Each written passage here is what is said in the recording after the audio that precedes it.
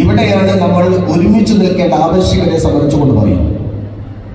ഞങ്ങൾ കുറച്ച് ആളുകൾ മാത്രം മതി എന്ന വിദ്യാധാരണ ആരും സമസ്തയിൽ നിർബന്ധമായി പിടിക്കരുത് എന്ന സങ്കുചിത മനസ്ഥിതിക്കെതിരെ കൂടിയാണ് കേരളം.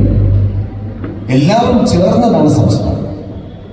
അപവാദങ്ങളുടെയും ആക്ഷേപങ്ങളുടെയും മേഖലയിൽ സോഷ്യൽ മീഡിയയിൽ ചിലർ ദിനംപ്രതി എന്നോണം കഴിഞ്ഞുകൂടുന്നവരുണ്ട്. അമലുകളെ അവഗണിച്ച് കേവലം നിസ്സാരമായ ചില പ്രശ്നങ്ങളെ പർവ്വതീകരിച്ച് സമൂഹത്തിന് ശൈഥില്യമുണ്ടാക്കുന്നത് അപകടം ചെയ്യുമെന്ന കാര്യം തീർച്ചയായും. എപ്പോഴും ഓടിച്ചെന്നുകൊണ്ട് പോസ്റ്റർ ഒട്ടിച്ചുകൊണ്ട് അത് തന്നെ എന്ന രീതിയിൽ ഒരുപക്ഷെ ചിന്തിക്കാൻ മഹലിന്റെ സെക്രട്ടറിക്ക് ആയിക്കൊള്ളണമെന്നില്ല.